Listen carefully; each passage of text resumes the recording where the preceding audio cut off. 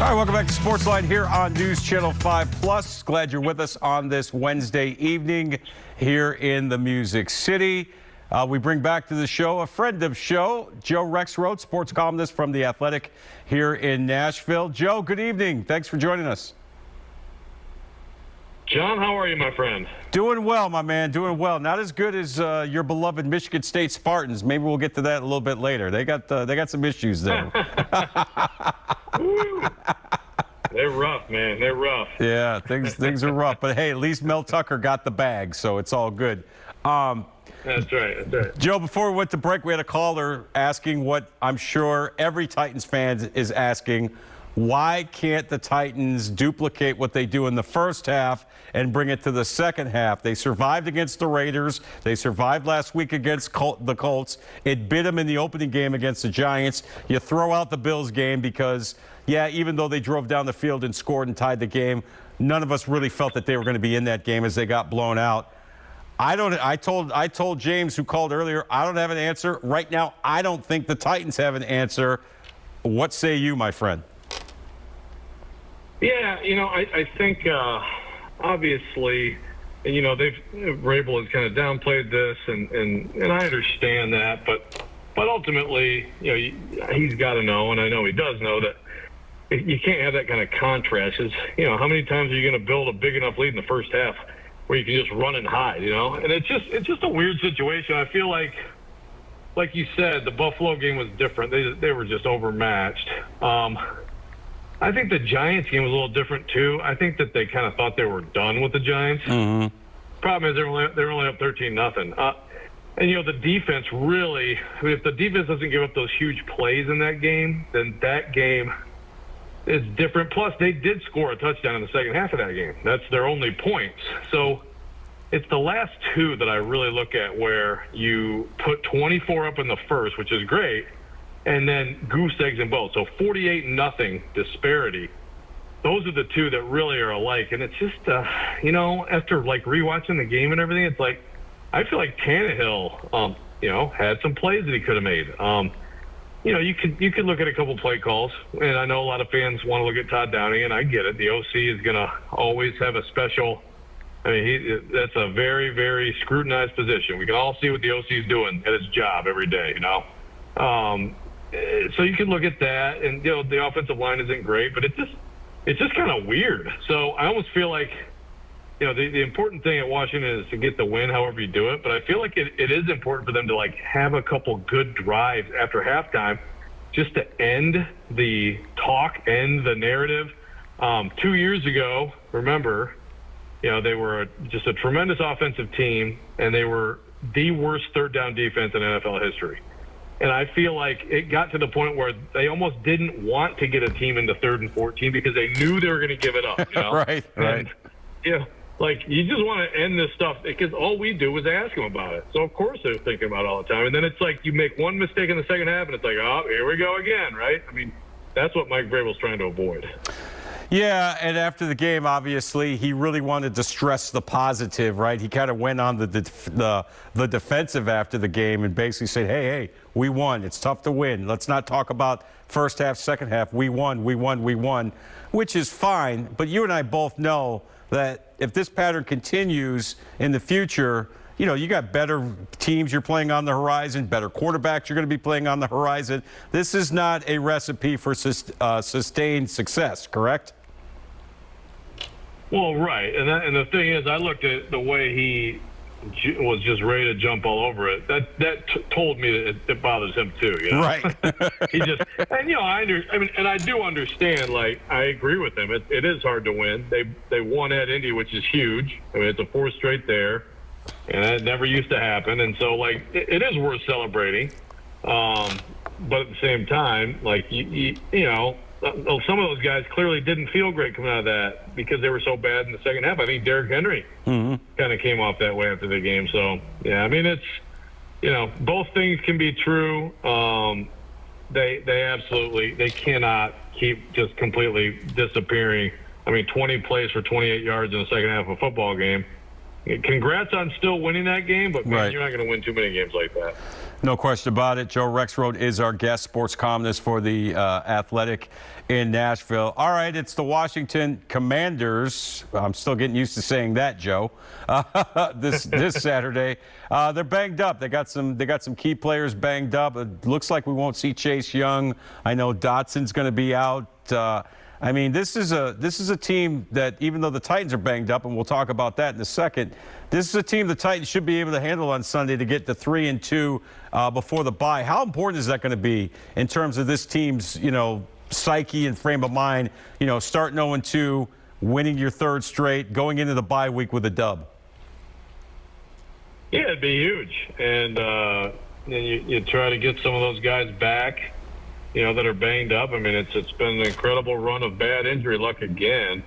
But you think about the difference between, getting that win, like you said, third straight, you're no worse than tied for first in the division. You're fine. You've rebounded from the 0-2 start. Or you lose another one of these games you shouldn't lose. You've lost to the freaking Giants and Commanders, and you have to sit there and stew on it for 2 weeks until the Colts come and try to get revenge on you. I mean, there's a big, big difference in how that off week's going to be for these guys. It's like we've been talking this week about the history of, playing down to teams. My whole thing with this week is this team, so far from what we've seen from them, they're not that good. There shouldn't even be a thing about playing down. Like, you should be happy. Like, go out and take seriously anybody and beat anybody you could possibly beat. There's not this is not a one-seed team. This is not the team of 2 years ago that was scoring 31 points a game. It's any win by this group should be valued. I agree 100%. This is not a team that's just going to show up and roll their navy blue helmets out on the field and the other team's just going to turn tail and run. You're right about that. All right, you mentioned injuries. Traylon Burks, obviously, his up and down rookie season continues. Looked like he was finally starting to get into the groove of things, and then he gets the dreaded turf toe, Joe. You and I have seen these injuries over the many decades of watching ball, have we not? It looks like so. He probably won't play Sunday, I'm guessing.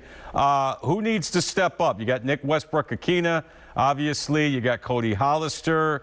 Josh Gordon, question mark? Could we see more of him? I mean, what do you think the Titans will do at the wide receiver position to kind of pick up the slack, assuming Burks doesn't play on Sunday? Yeah, and I would assume that. And like you said, we've seen this turf toe stuff for a long time. And, sometimes you see guys kind of come back pretty quickly and they're kind of just nagged by it, right, for weeks. And then sometimes it's longer. And I feel like he should just be back when he's ready because they really need him at some point. But honestly, of the options, I mean, Woods and Westbrook-Akina are both they're going to start and they're going to be out there a lot. But to me, it's Kyle Phillips. Remember, Kyle Phillips was the most targeted receiver in the first week. He had the most catches. He had clutch catches on the drive that should have won the game with the field goal, including the biggest one. And then, he's a slight little rookie, and he's got the shoulder, and you wonder how often he's going to get banged up, kind of like the last flat guy they had, Adam Humphries, another little guy. Yep. But he did come back and play Sunday, and he's not on the injury report, I don't believe, right now. So that, to me, is the first place you look. And obviously it's a totally different thing. He's not a deep threat. He's not going to make big plays, but at least he can move the chains, and he and Tannehill have something going. So you get that, and then I think, again, you get the freaking tight ends involved if that's ever going to happen. And you at least, have some different weapons. I mean, Dontrell Hilliard is I think he's got more big plays in him, but on the outside, man, they're very limited. I was wondering this week if Bracey McMath might come off IR, because I do believe when he's ready, he's going to be a somewhat regularly utilized player who tries to stretch the field, maybe kind of like a Khalif Raymond from a couple years ago, but better. Sure. But of course he's still on IR, so who knows how long that'll be. Yeah, Joe, you mentioned the tight ends. I mean, haven't seen a whole lot from Austin Hooper. They paid him a decent buck in free agency, but Chigakonkwo, the rookie out of Maryland, caught his first touchdown pass the other day. It seems like he's getting more comfortable in this offense. Do you think he could be the beneficiary of more targets in the passing game? Yeah, I do, and I think he should be. And It's one of those things where, it's like with Jonnu Smith early in his career. It took him a while to where it was not obvious when he was on the field that they were probably going to be looking toward him. When he could block well enough, right, then you can be out there in any situation. And I feel like that was a good step forward for Chig. He's a talented guy. And, it's a lot of the usual stuff you hear about rookies. Rookies thinking too much and all that stuff. And it's all these different man zone and different concepts. And then if you're a tight end, you're part of the run and pass game. So it's not easy, but I think that was a really good sign, and they could use some. And I think he's got some big plays in him too, for sure.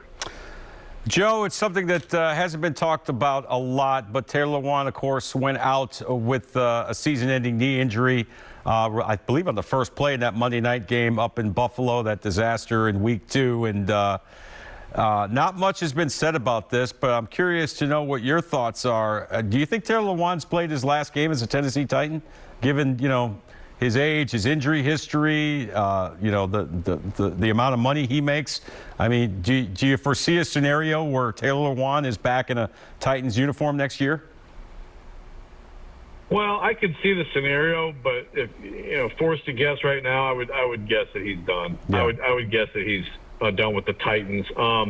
They can get out. They can get out of that. He's got $14.8 million on his deal next year's cap hit, and they can get out with no dead money at all, not a single cent. So that'd be my guess. Now, look, I also look at the Titans, and we've seen their struggles, both drafting and signing offensive linemen of late, and so if they are moving on, then obviously they have to go get a left tackle. I mean, Dennis Daly, we'll see how he does this year, but he's probably not the long-term starting answer. All right. So if I'm the Titans, I'm still closely monitoring this knee situation, and I'm considering, seeing if he'll take a pay cut. And I'm talking about cut it down by about a third. Right. But if that's the case, that still could end up being their best option compared to, someone either out of the draft and they could still draft someone too, by the way. But sure, Lewan obviously knows the offense. Has been here a long time. I do think Lewan is he has done dumb stuff, but I think he's a good presence in the locker room for this team. He's a fiery guy. He loves to win. So I think he's probably done, but I'm keeping an open mind on it. Rex, I'm up against the break. Can you hang for another segment? Sure. Oh, that's great. All right. See, that's the old trick that I do. I put the guest on the spot. That way if they say no, they look like the heel, right? All right. Hell no, John. Hang tight. We got more with Joe Rexrode from The Athletic next. Stay with us here on SportsLine.